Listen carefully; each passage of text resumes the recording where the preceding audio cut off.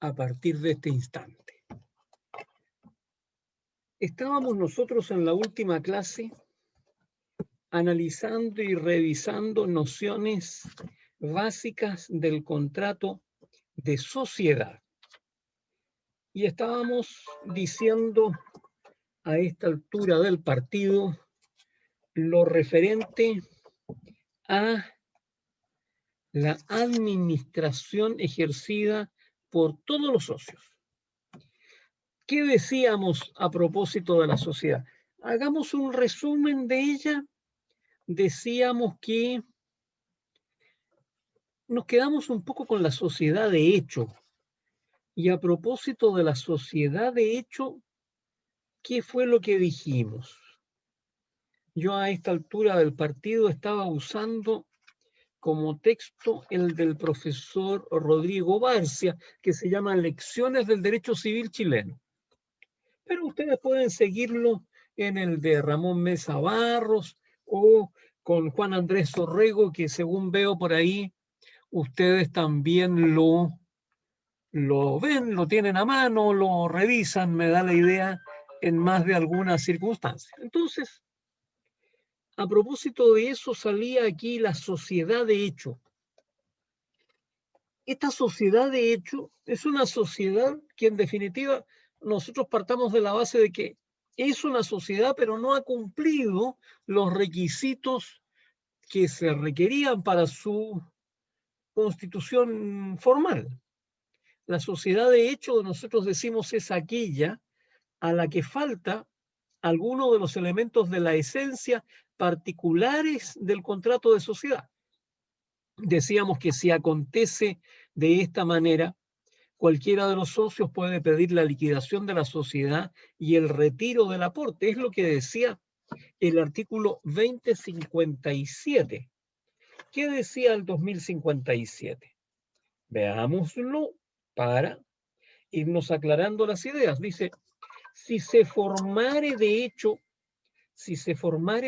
una sociedad que no pueda subsistir legalmente, ni como sociedad, ni como donación, ni como contrato alguno, cada socio tendrá la facultad de pedir que se liquiden las operaciones anteriores y de sacar sus aportes. Esta disposición no se aplicará a las sociedades que son nulas por lo ilícito de la causa u objeto, las cuales se arreglarán por el Código Criminal, dijo don Andrés Bello. Entonces, en esas circunstancias, estamos hablando de esta sociedad de hecho. ¿Cuáles son los requisitos para que opere la sociedad de hecho? Dijimos que se debe actuar bajo la apariencia de una sociedad. Esta exigencia mínima de existencia se desprende de lo que acabamos de leer en el artículo 2057. En segundo lugar, se nos dice que la sociedad de hecho, conforme este artículo 2057, no puede subsistir legalmente ni como sociedad, ni como donación, ni como contrato alguno. Entonces, se nos está advirtiendo que no es posible, en el caso de la sociedad de hecho, recurrir a ningún otro estatuto jurídico. En otras palabras, el acto debe ser nulo como contrato de sociedad, pero además no debe ser posible convertir el acto nulo en otro acto jurídico. Así, de proceder a la conversión del acto nulo, no hay sociedad de hecho. ¿Y cuáles son los efectos de la sociedad de hecho? El 2057 y el 2058 son los que lo regulan. Pero hay que dejar en claro que como la sociedad de hecho subsiste para los terceros, la nulidad declarada no les afecta. De esta forma, si la sociedad de hecho ha tenido pérdidas producto de sus operaciones, no se restituye a las partes al estado anterior y los socios verán afectados sus aportes por dichas operaciones. ¿Y qué efectos se producen entre las partes? El artículo 2057 le otorga legitimidad activa a los socios para pedir la nulidad de la sociedad. De esta forma, si se pide la nulidad absoluta, si se solicita la nulidad absoluta, se supone que los socios tienen interés en ella. Y por otra parte, la nulidad relativa en estos casos no procede, ya que en la sociedad de hecho, los vicios afectan a la constitución de la sociedad y no al estado o calidad de las partes que celebran el contrato de sociedad. ¿Cuáles son los efectos que esta sociedad de hecho genera con los terceros? El ordenamiento jurídico, al permitir que una sociedad mal constituida pueda operar, busca proteger a los terceros de buena fe, es decir, a los acreedores que hubieran contratado con la sociedad. En este sentido, en el artículo 2058 se consagra la teoría de la apariencia en los siguientes términos. La nulidad del contrato de sociedad no perjudica a las acciones que corresponden a terceros de buena fe contra todos y cada uno de los asociados por las operaciones de la sociedad, si existiere de hecho. En esas circunstancias, entonces, los socios responden respecto de terceros de forma solidaria, de cumplirse las siguientes condiciones. Un socio debe celebrar un contrato a nombre de la sociedad nula. La contraparte de dicho contrato debe estar de buena fe. Esto es ignorar que la sociedad es nula. Y tercero, la sociedad que existe de hecho, es decir, que aparentemente haya operado en el tiempo como una sociedad. Vamos ahora a los efectos de la sociedad colectiva civil. Dijimos que había una sociedad colectiva civil y una sociedad colectiva comercial. ¿Cuáles son los efectos de la sociedad colectiva civil? Las obligaciones de los socios no son fijas, sino que dependen de la forma de administración que los estatutos tengan. Las facultades entonces serán fijadas por la ley y por los estatutos sociales. La administración de la sociedad colectiva obedecen a dos teorías. Según unos es la teoría del mandato y según otros la teoría organicista. Nuestro Código Civil reguló la administración de la sociedad entendiéndola como una especie de mandato. A pesar de que la teoría mayoritaria era ella, en la actualidad predominan más bien las teorías organicistas. No es del caso que nos profundicemos en esta materia, pero para fijar las atribuciones de la administración de la sociedad civil, se debe determinar lo que se entiende por dicho término. Conforme el diccionario de la Real Academia Española, administrar, gobernar, ejercer la autoridad o mandato sobre un territorio y sobre las personas que lo habitan. Dirigir una institución. Ordenar, disponer, organizar, en especial la hacienda, los bienes. Suministrar, proporcionar o distribuir algo. Son cinco acepciones, 5 significados que tiene la expresión administración. La administración entonces comprende funciones de dirección, de conducción y de ejecución de los negocios sociales. También distingue entre actos de administración y actos de disposición. Los administradores de la sociedad, en principio, podrán ejercer los actos de administración, pero no los de disposición, respecto de los cuales requerirían autorización expresa de la ley o de los estatutos sociales. A su vez, el principal criterio para determinar las facultades de administración está dado por las distintas formas de administración. Y ellas son los siguientes, o las siguientes, si ustedes quieren. En primer lugar está el socio administrador puede ser nombrado por los socios, en cuyo caso pueden producirse las siguientes situaciones. El socio es nombrado en el acto constitutivo o estatuto de la sociedad. De ser así, las facultades del socio administrador forman parte de las condiciones esenciales. ¿Se acuerdan que ustedes hablaron en su momento que había condiciones, o sea, requisitos esenciales de la naturaleza y accidentales, elementos esenciales de la naturaleza y accidentales? Aquí se nos dice que si el socio es nombrado administrador en el acto constitutivo de la sociedad, se entiende que esa designación forma parte de las condiciones esenciales de la sociedad. Faltando alguna de las causas antedichas, si renuncia el socio administrador, pone fin a la sociedad. Tenemos en segunda situación que considerar lo que nosotros llamamos que el socio administrador es nombrado por acto posterior a la constitución de la sociedad. En dicho caso, el socio administrador puede renunciar o ser removido de acuerdo a las reglas generales del mandato. Además, la administración puede ser ejercida por uno o varios administradores, en cuyo caso la administración a cargo de un administrador, en este caso, goza de plena libertad para administrar con total independencia y voluntad de los socios, pero sujeto a las siguientes limitaciones. Limitaciones legales y las correspondientes a su mandato.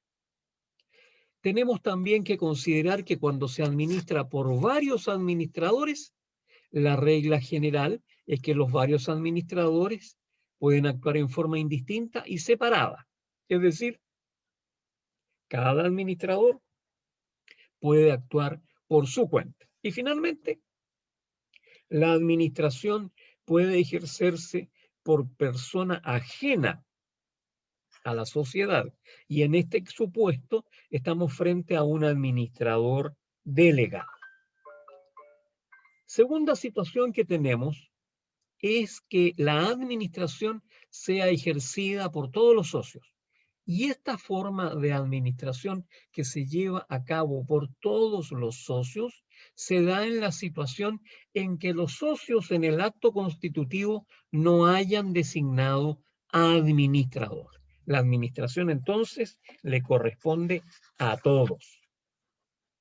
¿Qué más decimos en estas circunstancias? ¿Qué obligaciones genera la sociedad? La sociedad genera derechos, pero también obligaciones.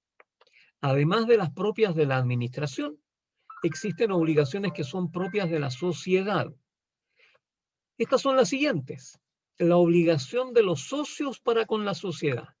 Tienen obligación de efectuar el aporte prometido, que puede ser en propiedad o en usufructo. Tienen también la obligación de saneamiento.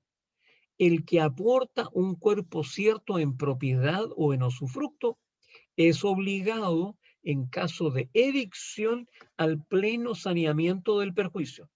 ¿Recuerdan ustedes que la evicción consistía en aquel elemento de la naturaleza que obligaba a quien había efectuado esa compraventa, que adolecía de esos vicios, a tener que sanearlos, a concurrir, a defender al dueño para que saneara y no fuera amenazada su posesión y dominio? En esas circunstancias estamos entonces señalando que para los socios también se establecen prohibiciones específicas. No pueden extraer del fondo común mayor cantidad que la asignada para sus gastos particulares. Y tienen que aplicar a los fondos comunes a sus negocios particulares y usar en estos la firma social. Por consiguiente, eso era lo que se decía respecto de la sociedad. Agregábamos algo respecto de la obligación de los socios para con terceros, y estas obligaciones están determinadas por la forma en que actúan los socios. El socio se obliga personalmente ante terceros y no obliga a la sociedad. Es en el contrato que celebra el socio a su propio nombre. En esas circunstancias llegamos a la disolución de la sociedad. Esta disolución de la sociedad, este contrato que las partes se están disolviendo, se rige por el principio de la autonomía de la voluntad. De manera que aquí puede operar perfectamente la resiliación, el mutuo acuerdo, ¿cierto? La disolución representa el fin de la sociedad hacia el futuro y ese lo podían hacer los socios de común acuerdo a través de la resiliación.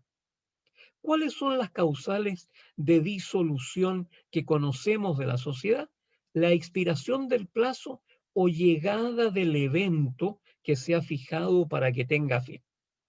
El artículo 2098 nos advierte sobre este tema. Dice, la sociedad se disuelve por la expiración del plazo o por el evento de la condición que se ha prefijado para que tenga fin.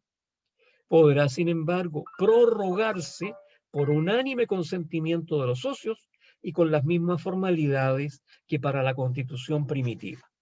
Los codeudores de la sociedad no serán responsables de los actos que se inician durante la prórroga si no hubieran accedido a esta.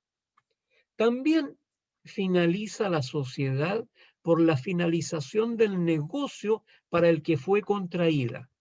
Eso lo dice el 2099.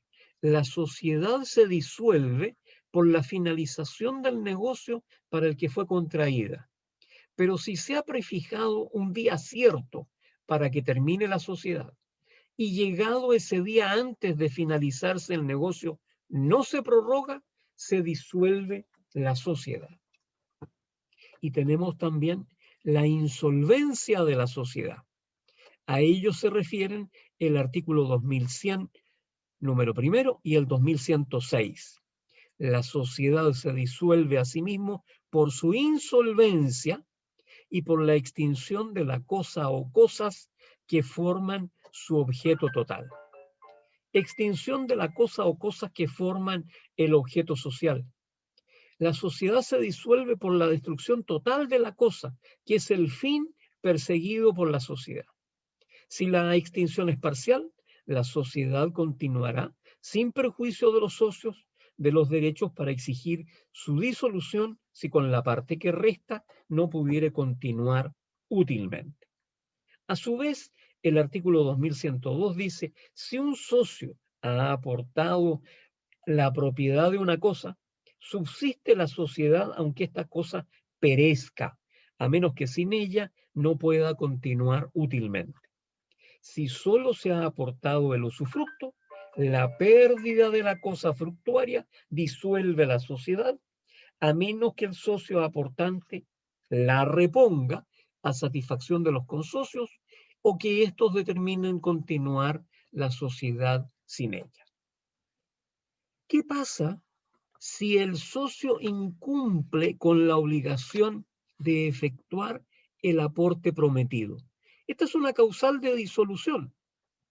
Si cualquiera de los socios falta por su hecho o culpa a su promesa de poner algo en común, las cosas o la industria a que sea obligado en el contrato, los otros tendrán derecho para dar la sociedad por disuelta.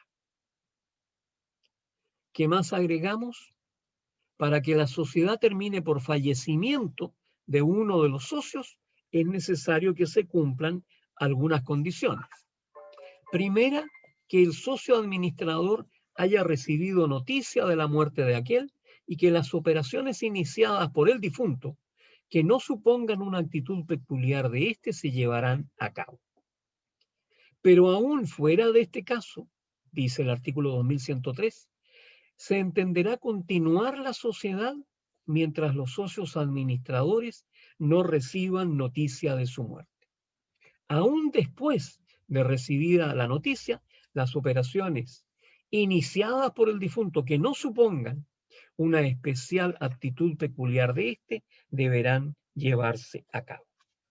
El 2106 agrega que expira asimismo la sociedad por la incapacidad sobreviniente o la insolvencia de uno de los socios.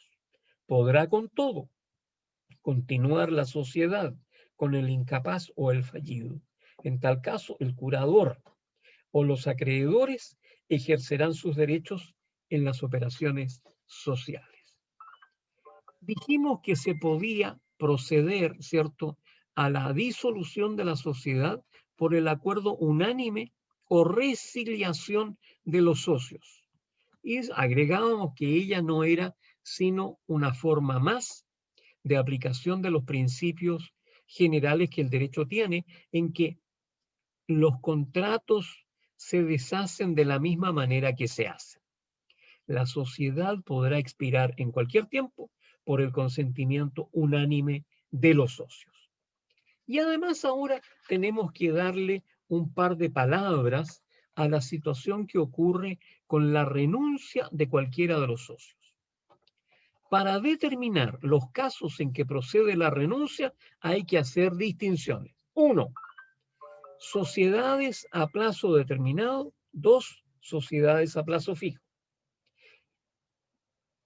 Las sociedades a plazo indeterminado son aquellas que se pactan por tiempo, sin tiempo limitado, es decir, por toda la vida de los socios. En este caso, los socios pueden renunciar en cualquier momento. En las sociedades a plazo fijo, estas son las que se pactan por tiempo limitado o para un negocio preciso. En estas sociedades solo se puede renunciar en algunos supuestos que vamos a decir. 1, que la renuncia esté contemplada en los estatutos.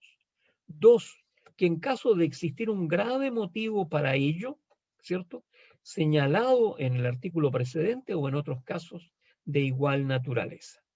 Y la renuncia debe efectuarse conforme a los estatutos. La renuncia como causa de extinción de la sociedad, dice el artículo 2108. La sociedad puede expirar también por la renuncia de uno de los socios.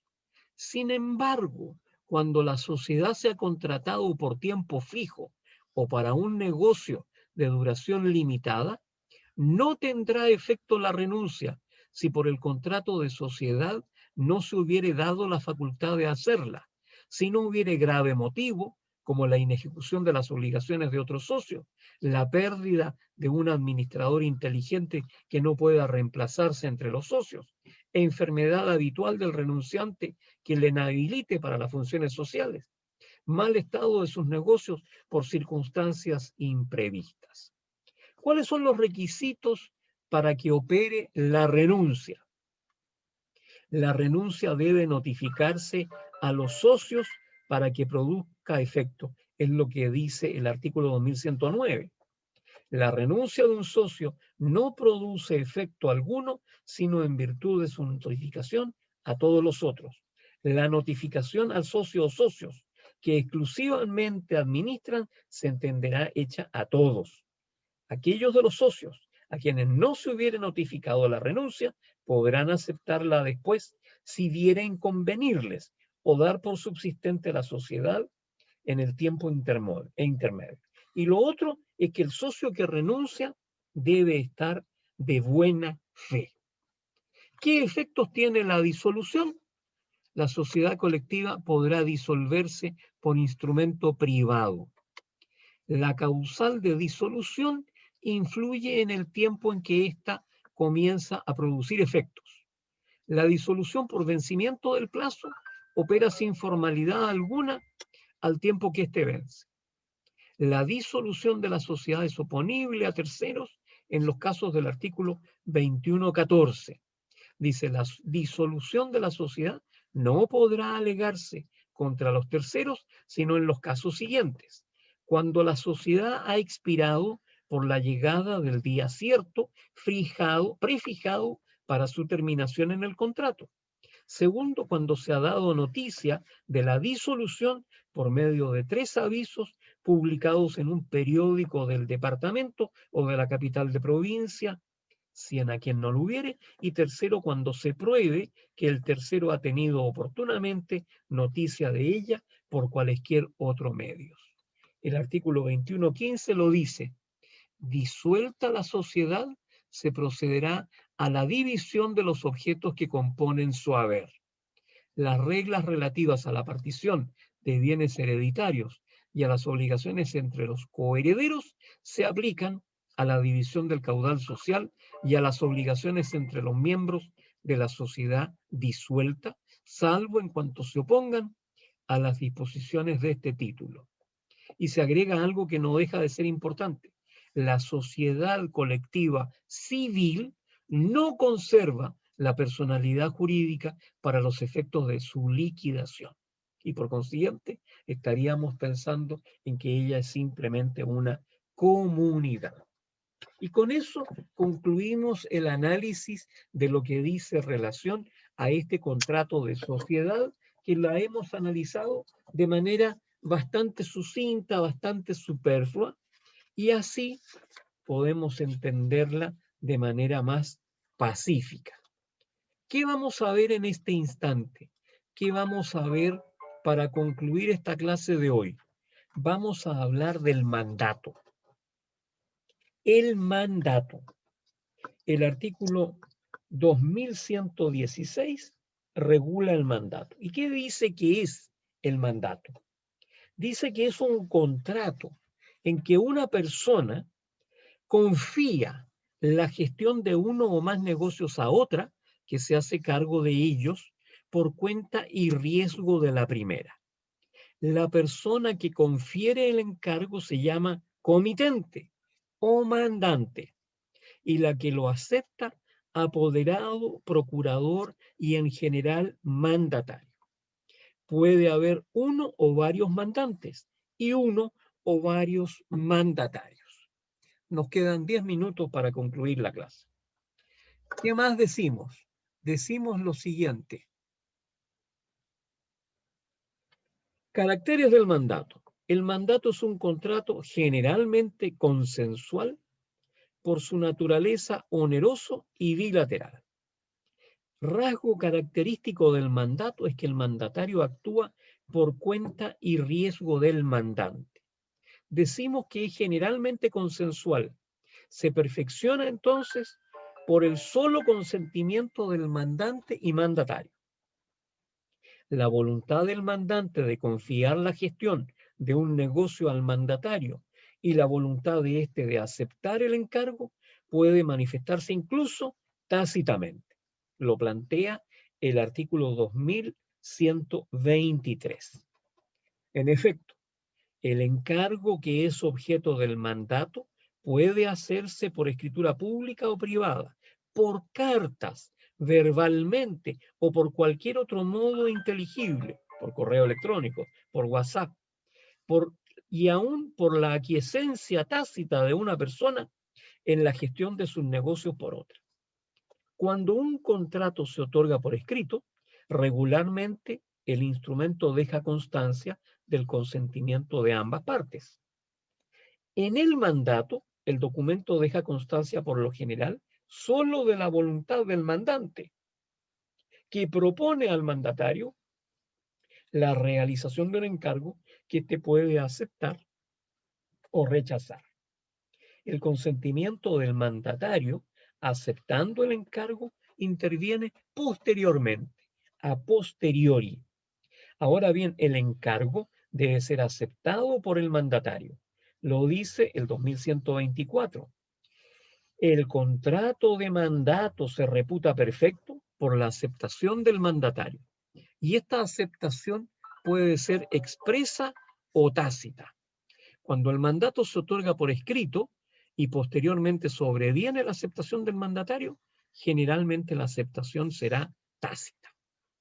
¿Qué más decimos aquí? Decimos que, sin embargo, el silencio del mandatario suele importar que acepta el encargo. El 21-25 dice aquello: las personas que por su profesión u oficio se encargan de negocios ajenos están obligadas a declarar las personas que por su profesión o oficio se encargan de negocios ajenos, están obligadas a declarar lo más pronto posible si aceptan o no el encargo que una persona ausente les hace. Y transcurrido un término razonable, su silencio se mirará como aceptación. Un corredor de propiedades en La Serena, en Coquimbo, en Ovalle, en cualquier parte del país, es de esas personas que por su profesión o oficio se encargan de negocios ajenos y están obligados en ese caso a declarar lo más pronto posible, declarar si aceptan o no el encargo que una persona ausente les hace. ¿De qué estamos hablando? Estamos hablando que a finales de mes, ¿cierto? El 31 es un día festivo y el domingo, naturalmente, también. Entonces, puede que haya personas que pretendan salir ese fin de semana y le mandan un correo a su corredor de propiedades pidiéndole que les arriende una propiedad, un departamento con 6 camas en la primera línea en la Avenida Pacífico y que tenga tales y tales condiciones. Y por consiguiente, ese correo lo envía y en esas circunstancias el corredor tiene apenas conoce de ese encargo que manifestar que acepta o no acepta. Y su silencio se mirará como aceptación. La persona ausente confía en que será aceptado el encargo por quien hace su profesión de gestión de negocios ajenos. Pero aunque rechacen el encargo, las personas que habitualmente se encargan de esos negocios ajenos deberán tomar las medidas o providencias conservativas urgentes para que el negocio que se les encomienda pueda llevarse a cabo. Aunque perfecto el mandato por la aceptación del mandatario, este puede retractarse, puede echarse para atrás, como decimos habitualmente. Señalemos que el mandato también puede ser solemne, por excepción es solemne. El 2123 establece que no se admitirá la escritura privada cuando las leyes requieran un instrumento auténtico. ¿Hablamos en su oportunidad? No, ustedes todavía no.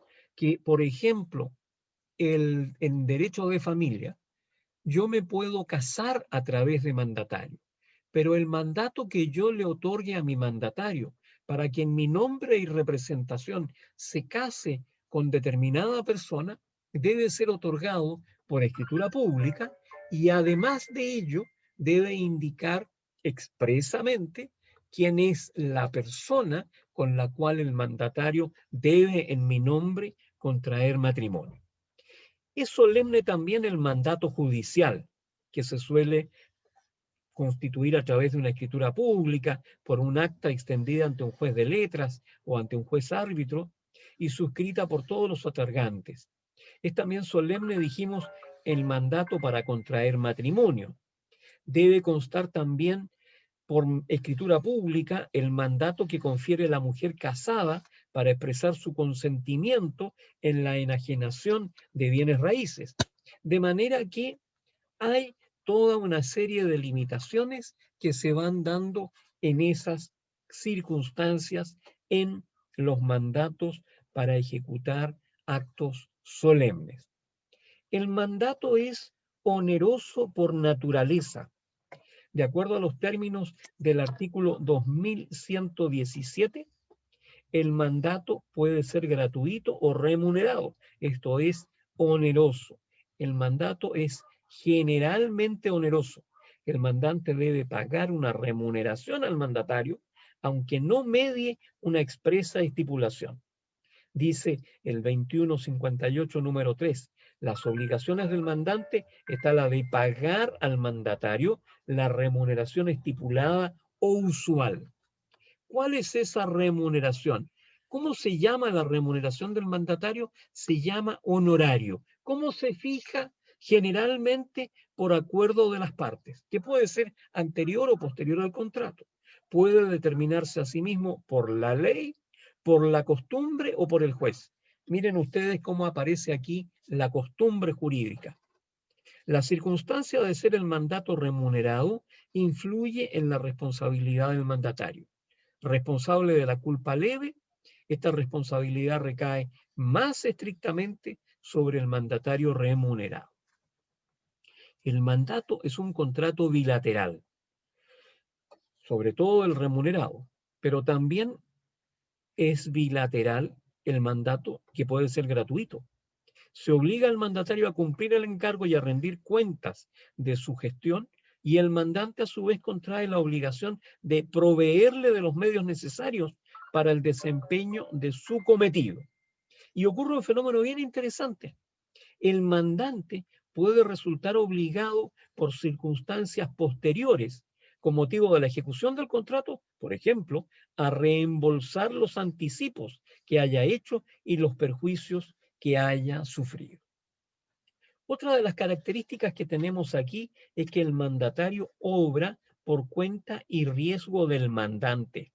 Esa es una característica esencial del mandato, que el mandatario obre por cuenta y riesgo del mandante. El mandatario gestiona el negocio encomendado como algo ajeno, de manera que serán para el mandante los beneficios que la gestión reporte y soportará las pérdidas, como si la gestión se realizara personalmente. Pero aunque el mandatario obre en nombre propio y no invista la representación del mandante, en definitiva será éste quien reciba los beneficios y sufra las pérdidas. Dos palabras sobre mandato y representación. La representación no es de la esencia del mandato. Decimos que en el desempeño de su cometido, el mandatario puede obrar a su propio nombre y en tal evento no representa al mandante. Para ello es indispensable que lo haga en el nombre del mandante.